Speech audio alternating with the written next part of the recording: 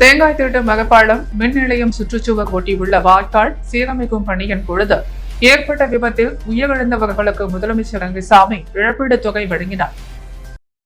கடந்த மார்ச் 31 புதுச்சேரி தேங்காய் திட்டு மகப்பாலம் மின் நிலையம் சுற்றுச்சூழல் ஒட்டியுள்ள வாய்க்கால் சீரமைக்கும் பணியின் பொழுது எதிர்பாராமல் நடைபெற்ற விபத்தில் உயிரிழந்த பாக்யராஜ், ராஜேஷ் கண்ணன், அந்தோணி சுவாமி, கமலஹாசன், பாலமுருகன் ஆகிய 5 நபர்களின் குடும்பத்தினருக்கு தலா 10 லட்சம் ரூபாய், காயமடைந்த சீனிவாசன், பாலமுருகன், குணசேகரன் ஆகிய 3 நபர்களுக்கு தலா 3 லட்சம் ரூபாய் முதலமைச்சர் ரங்கசாமி இன்று சட்டப்பேரவையில் தனது அலுவலகத்தில் வைத்து வழங்கினார்.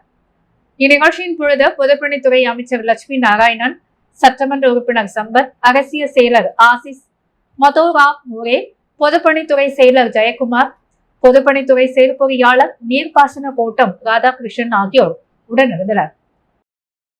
பாண்டிச்சேரி வழக்கறிஞர்கள் சங்க தேர்தல் காலை முதல் தொடங்கி நடைபெற்று வந்த நிலையில் தலைவர் பதவிக்கு 6 பேர் போட்டியிடுவதால் கடும் போட்டி நிலவியது. பாண்டிச்சேரி வழக்கறிஞர்கள் சங்கத்திற்கு 2 ஆண்டுக்கு ஒருமுறை தேர்தல் நடத்தப்பட்டு புதிய நிர்வாகிகள் தேர்வு செய்யப்படுவார்கள். அதன்படி கடந்த 2021 ஆண்டு தேர்வு செய்யப்பட்ட நிர்வாகிகளில் பதவிக்காலம் கடந்த ஆண்டு நவம்பர் மாதம் நிறைவடைந்ததாம். இதைத் தொடர்ந்து புதிய நிர்வாகிகளை தேர்வு செய்ய தேர்தல் தேதி அறிவிக்கப்பட்டது.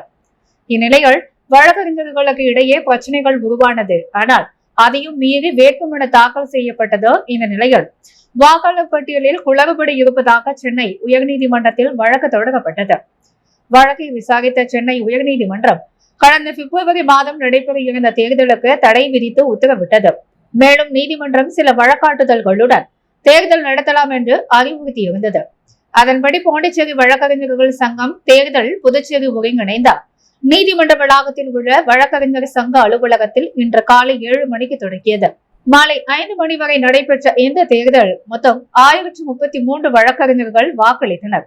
தலைவர் பதவிக்கு அண்ணாதுரை, பாலசுந்தரம், பச்சையப்பன், ரமேஷ், சாய் ராஜகோபால், சுப்பிரமணியன் ஆகிய 6 பேர் போட்டியிடுகின்றனர்.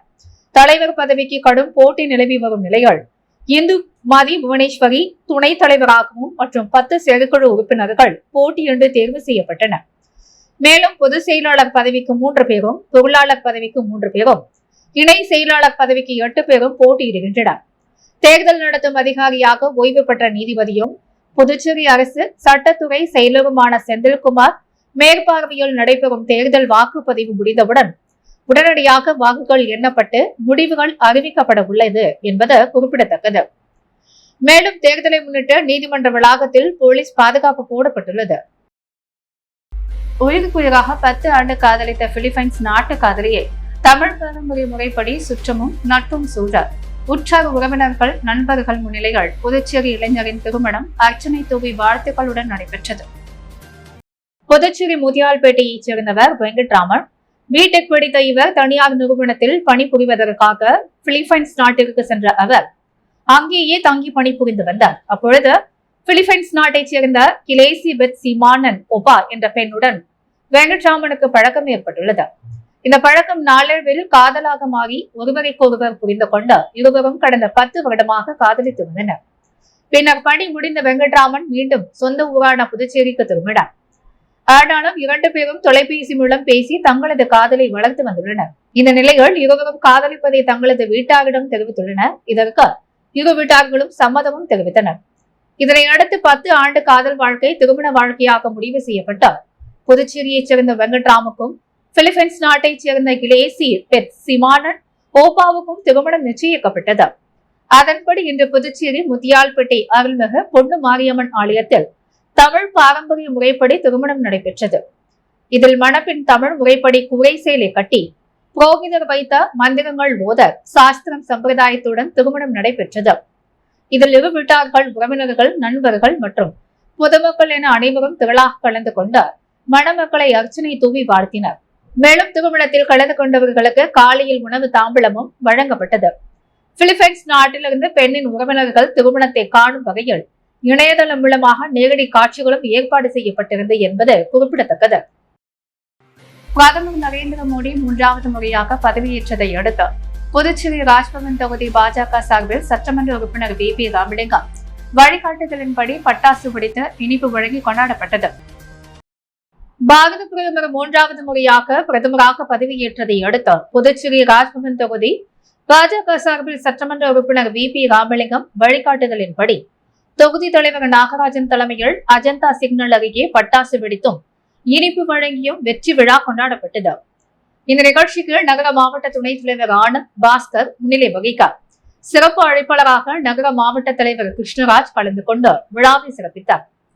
மேலும் இந்த நிகழ்ச்சியில் ராஜ்பவன் தொகுதியைச் சேர்ந்த பாஜக நிர்வாகிகளான கதிரவன், மாலதி, மஞ்சினி, தேவதாடன், சக்திவேல், கார்த்தி, ஹரி மற்றும் சித்ரா, பாக்கியா, ராஜேஸ்வரி, பூங்குழலி, முனியம்மா, நித்யா, பூங்கோதை உள்ளிட்ட 100க்கும் மேற்பட்ட பாஜக நிர்வாகிகள் கலந்து கொண்டு பொதுமக்களுக்கு இனிப்புகளை வழங்கி கொண்டாடினர்.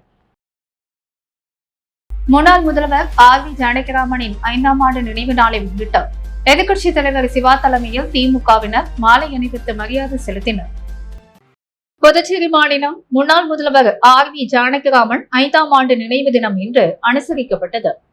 இதனையொட்டி ஆம்பூர் சாலையில் உள்ள அவரது இல்லத்தில் அலங்கரித்து வைக்கப்பட்ட ஜானகிராமன் திருவுருவ படத்திற்கு திமுக அமைப்பாளரும் சட்டமன்ற எதிர்க்கட்சி தலைவருமான சிவா தலைமையில் திமுக தலைமை செயற்குழு உறுப்பினர் JVS ஆறுமுகம் மற்றும் அவர்களின் குடும்பத்தார் முன்னிலையிலும் திமுகவினர் மலரஞ்சலி செலுத்தினர். தொடர்ந்து நெல்லித்தோப்பு தொகுதி செயலாளர் நடராஜன் மற்றும் நிர்வாகிகள் சார்பில் சாரம் லெனின் வீதி சந்திப்பில் ஏற்பாடு செய்யப்பட்டிருந்த நினைவேந்தல் நிகழ்ச்சியில் சட்டமன்ற எதிர்க்கட்சித் தலைவர் சிவா மலரஞ்சலி செலுத்தினார். இந்நிகழ்ச்சியில் வைத்திலிங்கம் MP, முன்னாள் முதல்வர் நாராயணசாமி, அவைத் தலைவர் SP சிவகுமார், துணை அமைப்பாளர் அனிபால் கென்னடி, சட்டமன்ற உறுப்பினர் செந்தில்குமார், மாநில இளைஞரணி அமைப்பாளர் சட்டமன்ற உறுப்பினர் சம்பத், துணை அமைப்பாளர்கள், தொண்டர்கள் பங்கேற்று நினைவஞ்சலி செலுத்தினர். தொடர்ந்து திமுக தலைமை செயற்குழு உறுப்பினர் JVS ஆறுமுகம் அலுவலகமான லெனின் வீதியில் RV ஜானகிராமன் 5ஆம் ஆண்டு நினைவு நாளை முன்னிட்டு திமுக தலைமை செயற்குழு உறுப்பினர் ஆறுமுகம் தலைமையில் 500க்கும் நபர்களுக்கு அன்னதானம் வழங்கப்பட்டது. இந்நிகழ்ச்சியில் திமுக விளையாட்டு மேம்பாட்டு அணியின் துணை அமைப்பாளர் சிந்து, தொகுதி பொருளாளர் சத்ரேஷ் குமார், மருத்துவர் அணி செயலாளர் கைலாஷ், தொகுதி துணை செயலாளர் தமிழ்மணி, திமுக இளைஞரணி மாநில துணை அமைப்பாளர் சந்துரு, திமுக மாநில பிரதிநிதி சந்துரு, முன்னாள் திமுக தொகுதி இளைஞரணி அமைப்பாளர் ராமலிங்கம் உள்ளிட்ட ஏராளமான கழக நிர்வாகிகள் கலந்து கொண்டனர். புதுச்சேரியில் நடுரோட்டில் இளைஞர் ஒருவர் ஓட்டி வந்த பைக் திடீரென தீப்பிடித்து எரிந்தால் சிறிது நேரம் பரபரப்பு ஏற்பட்டது. புதுச்சேரி இந்திரா காந்தி சிலையிலிருந்து புதுச்சேரி நோக்கி சூர்யா என்ற இளைஞர் தனது பைக்கில் வந்து கொண்டிருந்தார். நெல்லித்தோப்பு மீன் மார்க்கெட் எதிரில் வந்த பொழுது அவரின் பைக் திடீரென்று தீப்பிடித்தது. உடனடியாக தனது பைக்கை நிறுத்திய சூர்யா என்ன செய்வதென்று திகைத்து நின்றார். தீ மளமளவென எரிந்தது. அருகில் இருந்த வியாபாரிகள், பொதுமக்கள் தண்ணீர் ஊற்றி அணைக்க முயற்சித்தனர். இதுகுறித்து உருளையன்பேட்டை காவல் நிலையத்திற்கு தகவல் தெரிவிக்கப்பட்டதை தொடர்ந்து காவலர்கள், தீயணைப்புத்துறை சார்ந்த வாகனம் வரவழைக்கப்பட்டு தீயணைப்பு வீரர்கள் தண்ணீரை பீச்சி எடுத்து உடனடியாக தீ அணைக்கப்பட்டு பெரும் விபத்து ஏற்படாமல் தவிர்க்கப்பட்டது. இளைஞர் சூர்யா பைக்கில் பெட்ரோல் டேங்க் முழுவதும் நிரம்பி இருந்ததால் தீ விபத்து ஏற்பட்டுள்ளதாக தெரிகிறது. நடுரோட்டில் பைக் தீப்பிடித்து எறிந்த சம்பவம் புதுச்சேரியில் சிறிது நேரம் பரபரப்பை ஏற்படுத்தியது. புதிதாக பதவியேற்ற மத்திய அமைச்சருக்கு புதுச்சேரி சபாநாயகர், சட்டமன்ற உறுப்பினர்கள் நேரில் வாழ்த்து தெரிவித்தனர்.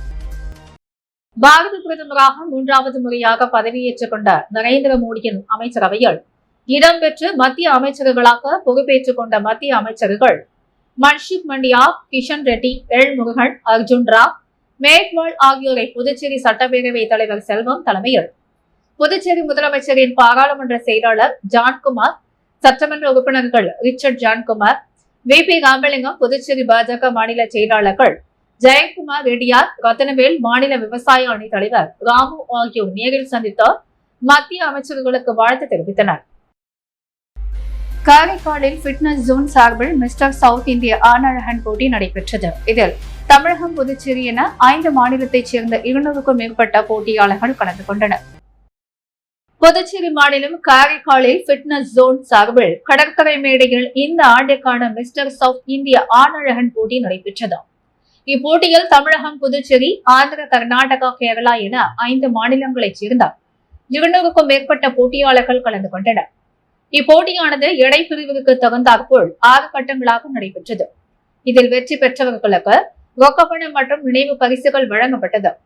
மேலும் இந்த ஆண்டிற்கான மிஸ்டர் சவுத் இந்தியா பரிசை ஓவரால் சாம்பியனாக மதுரையைச் சேர்ந்த துரை முதல் பரிசை தட்டிச் சென்றார்.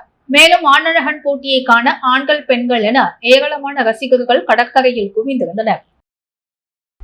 நோயாளியின் பாதுகாப்பு மற்றும் மருத்துவ பராமரிப்பு ஆகியவற்றில் புதுவை சுகாதாரத்துறை உயர் தரத்தை நிலைநிறுத்தி வருகிறது எனவும் இந்த நம்பிக்கை பொதுமக்கள் மற்றும் ஊடகங்களுக்கு இருக்க வேண்டும் என்றும் சுகாதாரத்துறை இணை இயக்குநர் ஸ்ரீராமுலு தெரிவித்தார். இதுகுறித்து அவர் வெளியிட்ட செய்திக்குறிப்பில் புதுச்சேரி ராஜீவ் காந்தி அரசு பெண்கள் மற்றும் குழந்தைகள் மருத்துவமனையில் அண்மையில் வழங்கப்பட்ட அமாக்ஸ்லின் உலர் பவுடர் மருந்தின் காலாவதி தேதி ஜூன் 30 இருந்தது. ஆகவே குறிப்பிட்ட காலாவதி தேதிக்கு முன்னர் தான் மருந்தின் செயல்திறன் மற்றும் நுகர்வுக்கான பாதுகாப்பு முற்றிலும் உறுதி செய்யப்பட்டது. மருந்தின் காலாவதி தேதியானது முழு ஆற்றல் மற்றும் பாதுகாப்புக்காக உற்பத்தியாளராக உத்தரவாதம் அளிக்கப்பட்ட காலக்கெடுவை குறிப்பதாக உள்ளது. ஜூன் 24 என மருந்து லேபிளில் குறிப்பிடும் பொழுது அது அந்த குறிப்பிட்ட தேதி வரையில் இருக்கும். நோயாளியின் பாதுகாப்பு மற்றும் மருந்து பராமரிப்பு ஆகியவற்றில் புதுவை சுகாதாரத்துறை உயர்தரத்தை நிலை நிறுத்தி வருகிறது. இந்த நம்பிக்கை பொதுமக்கள் மற்றும் ஊடகங்களும் இருக்க வேண்டும். அனைத்து மருந்தகங்களும் அரசின் அங்கீகாரம் பெற்ற ஆய்வகங்கள் தரம் மற்றும் ஆற்றல் குறித்து சரியான சோதனைக்கு பிறகே கொள்முதல் செய்யப்படுகின்றன. அனைத்து மருந்துகளின் கையிருப்புகளின் காலாவதி தேதி தகுந்த நேரத்தில் சரிபார்க்கப்படுகிறது. இந்த நிலையில் எதிர்காலத்தில் மருந்தின் தேவைகளுக்கு தெளிவான அறிவுறுத்தல்கள் வழங்கப்படுவதை உறுதி செய்ய தேவையான நடவடிக்கையை சுகாதாரத்துறை மேற்கொண்டுள்ளது என குறிப்பிட்டுள்ளார். புதுவையின் அன்றாட நிகழ்வுகளை காண பாண்டி ஹெட்லைன்ஸ் யூடியூப் சேனலை சப்ஸ்கிரைப் பண்ணுங்க. தொடர்ந்து எங்களுடன் இணைந்திருக்க பக்கத்தில் உள்ள பெல் பட்டனை பிரஸ் பண்ணுங்க. லைக் பண்ணுங்க, ஷேர் பண்ணுங்க. என்றும் உங்களுடன் பாண்டி ஹெட்லைன்ஸ்.